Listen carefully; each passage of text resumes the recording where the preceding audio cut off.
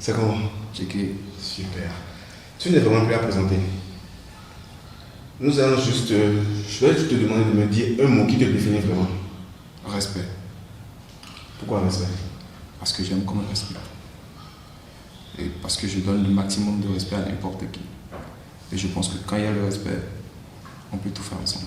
Qu'aurait été ta carrière sans le challenge MTN? Et est-ce que tu penses que les choses auraient été les mêmes sans le challenge MTN de ta vie? Il faut être honnête. Je pense que je ne suis pas Dieu. On n'est pas Dieu. Mais je pense que peut-être pas.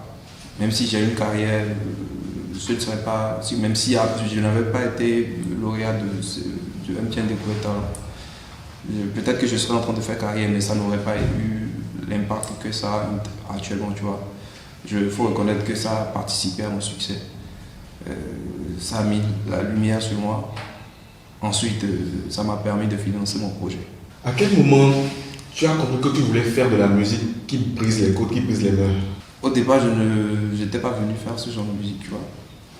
Mais quand d'abord j'ai commencé avec de l'afrobeat en fond, tu vois, d'autres morceaux que j'ai, Tragazonto, je ne sais pas si tu connais, ouais, qui m'avaient lancé dans le temps, surtout Radio Univers, le campus, les gens me connaissaient un peu. Je profite pour faire un big up à Vaïd Kodja, qui dans le temps me donnait beaucoup de coups de main, tu vois.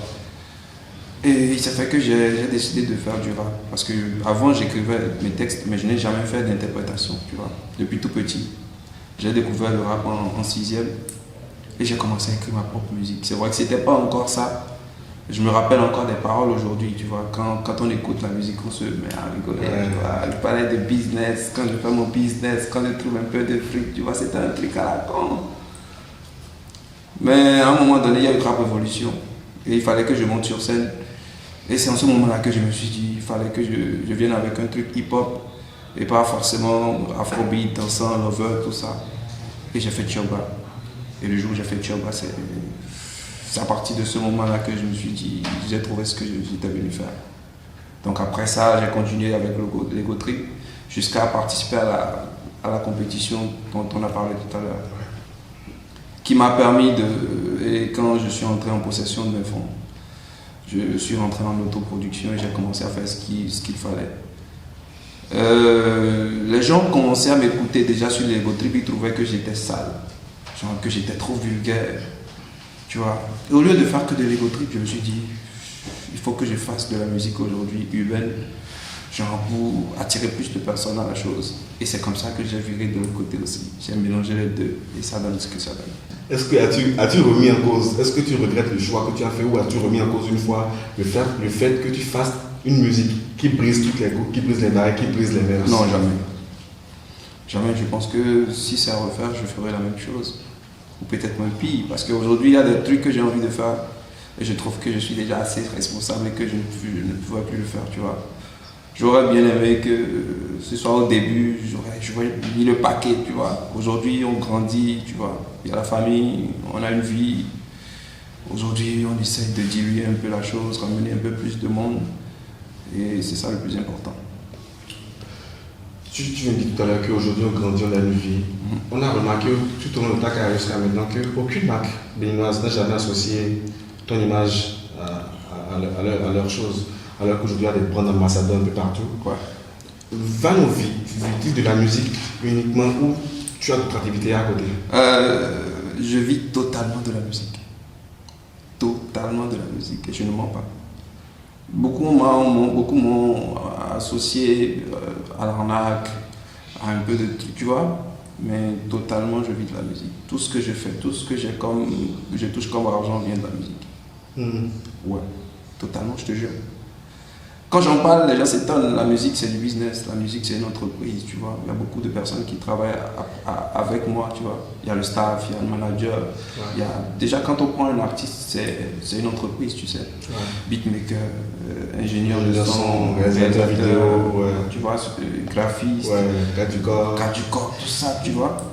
Donc je pense que si tous ceux-là arrivent à trouver pour eux, à travers ce que je fais aujourd'hui, je pense que la musique, ça peut nourrir son âme. Les gens ne savent pas encore. Donc quand tu mets le sérieux, tu peux vivre de ça. Donc tu es la preuve vivante que la musique peut nourrir son âme. Je n'ai pas dit ça. Je n'ai pas dit ça. Parce que je pense aussi que c'est peut-être parce que je suis assez béni, parce que je considère que c'est une bénédiction, tu vois. Un garçon qui vient de nulle part, prend son micro, veut s'essayer à la chose, devient une superstar. Ce n'est pas encore ça, on travaille tous les jours, mais je pense que c'est grand, tu vois. Je ne peux pas demander plus au Tout-Puissant. Ok. On remarque ces derniers temps aussi que tu fais beaucoup de directs. Tu en as fait, ce qui m'a le plus accroché, tu en as fait lors de la période de taxation Internet où tu t'adresses directement au chef de l'État et tu as encore fait récemment par rapport à la situation actuelle que les artistes traversent. Est-ce que tu as un lien, qu'est-ce qu'il dit vraiment au chef de l'État? Est-ce que tu as un lien particulier avec lui? Le chef de l'État, c'est ton gars sûr. Non, c'est le chef du gouvernement, tu vois. En même temps, c'est comme le papa de la nation, tu vois. Okay. Donc à un moment donné, quand ça ne va pas et que personne n'a assez de couilles pour aller vers le papa pour lui dire quelque chose, il faut que l'un de ses enfants vienne lui dire, écoute papa, ça va pas. Tu vois, on ne devrait pas avoir peur de lui, tu vois. Si c'est vrai que le père de famille doit incarner la crainte, le respect, tu vois. Forcément, les mamans sont plus gentilles, tu vois. Ce n'est pas pour autant que quand je ne me sens pas bien, que j'ai un problème de cœur ou que je ne me sens pas... si je suis malade, par exemple, et que mon père est à la maison, je dois pouvoir lui dire, papa, ça ne va pas, tu vois. C'est un peu comme ça, tu vois. Je pense que les collègues, eux, ils pensent que aller vers lui, ce serait, ou bien dire un truc pareil, ça peut forcément amener des problèmes, mais si ça amène des problèmes, on va assumer. Et est-ce que tu penses qu'il voit tes vidéos? Si je vous dis que j'ai eu assez de retours par rapport à la vidéo de la dernière fois, est-ce que vous allez me croire? Ouais, je vais te croire, tu es un artiste influent. Ok, je préfère me taire là. Ok. Qu'est-ce qui est le plus gratifiant pour toi et qu'est-ce qui est le plus décevant dans ce showbiz béninois? Gratifiant, je ne sais pas. Mais ce qui est dommage, c'est qu'on ne se soutient pas assez, tu vois. Et l'hypocrisie domine. Quand je dis ça, je dis c'est réel, tu vois. Tu t'imagines que la vidéo que j'ai postée la dernière fois, même mes collègues artistes n'ont pas partagé, tu vois. Mais il y a eu Blas qui a reposté. Blas qui est venu. La majorité n'ont pas partagé. Alors que, en général, quand je faisais la vidéo, je pensais sur toi aussi. Moi, ma fille a commencé l'école, tu vois. Je n'ai pas de problème de loyer, je n'ai pas, tu vois. Mais quand j'ai fait cette vidéo-là, c'est parce que d'abord, la scène me manque. Ensuite, il faut qu'on se mette au travail parce que oui, moi, quand même, sans faire entrer de l'argent, tu vois, c'est pas rien, c'est beaucoup. Mais ils n'ont pas partagé. L'essentiel, c'est que le message est passé. Si on doit nous prendre en solo, on nous prend en solo. Dans tout ça, je pense que les perdants, ce sera eux. Ok. Et toujours, hein, si on prend cette vague de réseaux sociaux et consorts, tes fans remarquent que souvent c'est tendu entre toi et tes fans. Quelle est la relation qui vous lie? Est-ce que c'est mes fans ou quelques-uns, tu vois, qui viennent me piquer histoire de me faire sortir de moi? Ils y arrivent. Ouais. Parce que le problème avec moi, c'est que je ne sais pas cacher mes sentiments, tu vois. Je suis trop impulsif, tu vois. Je réagis vite, tu vois. C'est de ça que je te parlais tout à l'heure. Tu ne peux pas me piétiner parce que je vois que tu es un aîné, je vais me taire, tu vois. Ça ne va pas passer, tu vois. Même si j'ai envie de ne pas répondre, je ne sais pas, c'est plus fort que moi, tu vois. Donc il m'arrive de m'en prendre à beaucoup de personnes et de parler. Je pense que si je dois dire que ce sont mes fans que j'insulte, si c'était vraiment eux, je pense que tout ce que je lirais sur ma page serait plus des insultes que des mots d'encouragement, tu vois. Alors que les gars m'aiment bien. Le problème, c'est que je les aime bien aussi. Et c'est une longue histoire d'amour. Et que réponds-tu à ceux qui disent que Van est plus virulent en solo qu'en featuring? Ouais, j'ai remarqué aussi. Tu vois, j'ai remarqué que les gens me préfèrent quand je suis tout seul que quand je suis en featuring. Pourquoi? Je n'en sais rien. Parce que tu es chaud, tu es virulent. Alors que quand tu es en feat, tu es doux, tu es un peu couille-molle quand tu es en feat.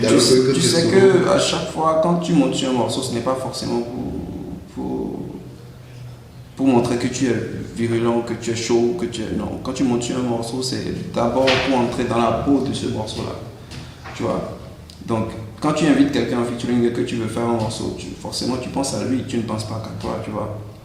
Mais tu essaies toujours de ramener la barre légèrement à son niveau pour que lui-même il se sente au top. Sinon ça ne sert à rien de faire un feat et dire que ouais, j'ai bouffé l'autre. Il faut bouffer l'autre, d'accord, mais il faut être dans les normes, tu vois. Ça ne sert à rien de bouffer l'autre. Il faut forcément que les gens se mettent à le dénigrer. Moi, ça va, vous amenez ça à un niveau donné, je vous accompagne. Si tu doses, je dose. On joue. On connaît tous notre tempérament chaud. Tu as beau dire que tu es. Non, je suis gentil comme personne. Ok, mais il y a eu aussi une vidéo que tu as fait où tu disais que bon, s'il y a un rappeur qui s'amène, tu vas finir avec lui. Même si ça ne pas dans le ghetto, tu vas finir avec lui. Quelle est ta relation avec tes confrères ou bien tes collègues rappeurs surtout? Tu veux la vérité? Ouais, en essayant, on se dit tout. Je n'ai pas vraiment de rapport avec les rappeurs. Okay. Quand on se croise quelque part, là je souris, ça va bien, ça ne dépasse pas ça, tu vois. Le seul artiste avec lequel je m'entends bien, c'est un peu Fanico, parce qu'il nous est arrivé de sortir une fois, 2 fois, tu vois. Mais rapport avec les autres, on n'est pas si amis, on n'est pas ennemis non plus, tu vois. C'est que j'aime plus nager dans mon marigot. Et je n'ai pas beaucoup d'amis, tu vois, c'est mon problème. Parce que je me mets trop vite en colère, je suis un peu bizarre, tu vois. Je n'aimerais pas qu'ils découvrent ce côté-là de moi. Donc j'évite au maximum d'être en contact avec eux. C'est à cause de ça que tu chantais pas d'amis avec Fanico? Non, pas du tout, pas d'amis. Normalement, à la base, pas d'amis, c'est un son égo trip. C'est Fanico qui a dévié. Sinon, pas d'amis, c'est totalement égo trip. Et quand je lui envoie, il fait ah, mais là, c'est trop chaud, viens, on va faire de l'afrobeat. Et c'est comme ça qu'il est revenu. Même la prod que je lui ai proposée, c'était du rap. Ah, ok. Avec un feeling totalement différent. Lui, il est allé me ramener un instrument d'afrobeat et il m'a dit on fait ça, je te jure. Beaucoup ne maîtrisent pas cette histoire-là de la chose, mais c'est comme ça. Et qu'est-ce que tu dis quand on dit Cécimen, Vano, Adian? Pardon? Quand on dit Cécimen, Vano, Adian le nerveux, qu'est-ce qui te vient à l'esprit? Clash. Pourquoi Clash? Tu veux manger gingembre dans ma bouche? Non, j'ai mangé pomme. J'ai mangé pomme. En fait, c'est que il s'est passé, il y a eu une petite histoire. Hein. D'abord, il y a l'aîné qui n'a pas voulu se respecter. Appelons les choses par le nom. C'est un aîné d'abord, tu vois, qui n'a pas voulu se respecter. Et tu vois, je l'ai déjà vu entrer en clash avec beaucoup de personnes, tu vois. Moi, je suis le genre de personne, je t'observe. À n'importe quoi, j'observe les autres aussi. Même les autres rappeurs, je les observe, tu vois. Je cherche tes points forts, tes points faibles. Parce que je sais qu'à n'importe quel moment, les clashs peuvent survenir, tu vois. Moi, je sens peu. C'est ce qui fait que je ne permets pas aux gens de connaître totalement ma vie, tu vois. Parce que quand viendra le moment, il faudrait que tu aies quelque chose à dire, tu vois.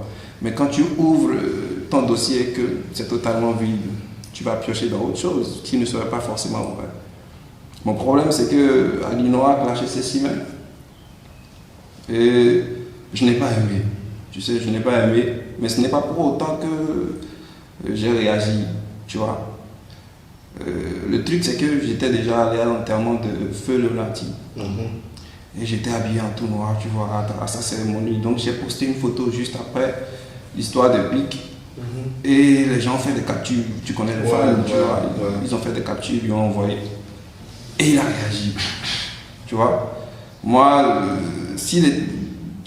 depuis le début, il a toujours écrit des trucs sur moi.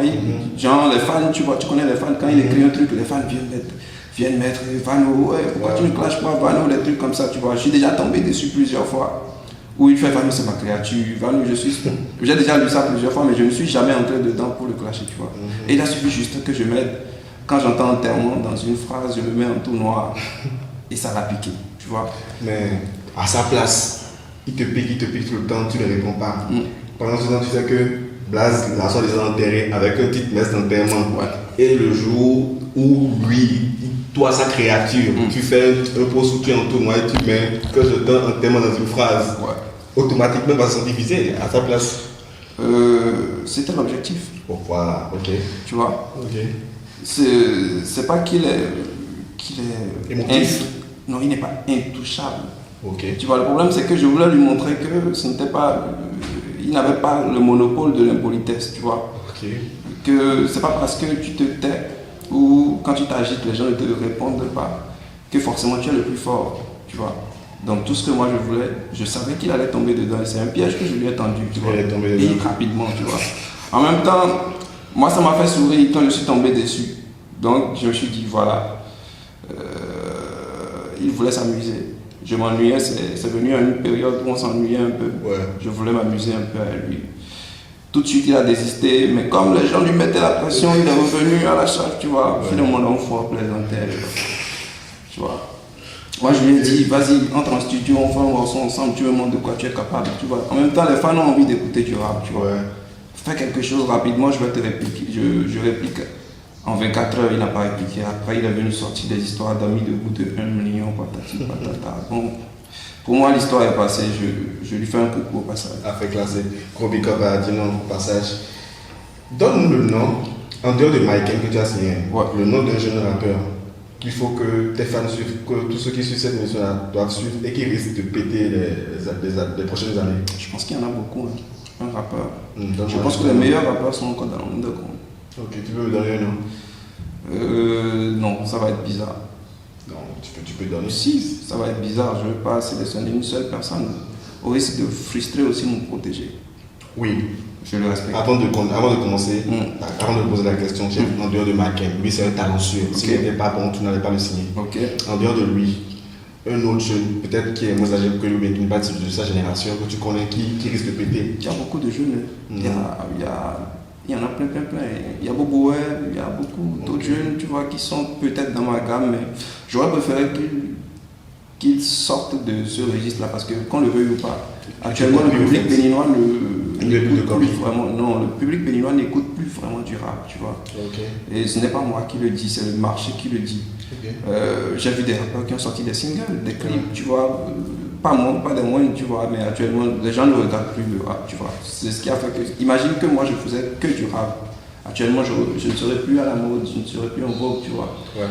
Il faut savoir s'adapter au temps qui passe, avec les paroles, avec la musique, avec l'instru, pour être toujours dans les temps. Ça fait un peu bizarre de voir ces jeunes-là avec beaucoup de talent, mais rester en arrière parce que... ils pensent que forcément j'ai suivi ce chemin-là, ils pourront s'en sortir alors que le temps est passé. Ça va forcément revenir, mais pas tout de suite. Dans nous, tu as une machine à hit, tu as une machine à tube. Je ne sais pas. Moi, je prends le courage, je dis, je l'assume. Je fais de mon mieux. Tu as une machine à tube, tous tes sons cartonnés, tu as fait des concerts à guichet fermé, tu as fait des vidéos qui ont buzzé, tu t'adresses au chef de l'État, tout et tout. Va-nous, à quand l'album? Quand je sentirai que c'est le moment de sortir un album, je sortirai l'album. Parce que je pense que sortir un album actuellement au Bénin, ce n'est pas encore ça. Tu vois, j'ai vu des gens sortir leur album, tu vois, mais ce n'est pas ce que je voudrais pour mon album, tu vois. Il y a Fanico qui a sorti son album, je ne sais pas combien il a vendu, tu vois. Il y a beaucoup de personnes qui ont sorti leur album, mais ce n'est pas encore ça ce que je veux pour mon album. Je veux que mon album soit un truc vraiment lourd, tu vois. Okay. Donc un album, ça me dit bien, mais je pense que ce n'est pas le plus important tout de suite. Ok. Et quand on te dit Vano, Jogendo, tu réponds quoi? Jogendo, ouais. Vano, c'est quoi ta définition de la réussite? La réussite? Ouais. Réussite, je pense que réussite pour moi égale au bonheur. Tu vois? Si tu arrives à subvenir aux besoins de ta petite famille, de ta grande famille, que tous les jours tu es heureux, je pense que j'ai réussi, je suis devenu l'homme que je voudrais être. Moi, tout ce qui m'importe, c'est être heureux. Et c'est quoi ta plus grande source de motivation? Les grosses fesses. Non, je plaisante. Ma fille. Je savais, en dehors de ta fille. En dehors de ta fille, c'est quoi ta plus grosse source de motivation? En dehors de ta fille et des grosses fesses. Ma plus grosse motivation? Ouais. Franchement, motivation. J'aime l'argent. Comme tout le monde. Je ne sais pas pour vous, mais moi j'aime l'argent, tu vois. Donc quand il y a un boulot qui n'a pas l'argent dedans, c'est pas la peine de me mettre dedans, tu vois. Agbaye l'essentiel, parce que quand il y a l'argent, tu peux mettre tout le monde à l'abri, tu vois. Ouais. L'essentiel, c'est d'être toujours toi. et de faire plaisir à ceux-là qui comptent sur toi. Ok. Merci à tous ceux qui m'ont aidé à passer l'émission. Merci à mon alter ego. Merci à Rodolfo. Merci au monteur, No Small King. Merci au Kickoff. Merci à Sharaf et merci à Polyphie. Manu, merci beaucoup d'être passé. Caméra africaine. Ok, pardon.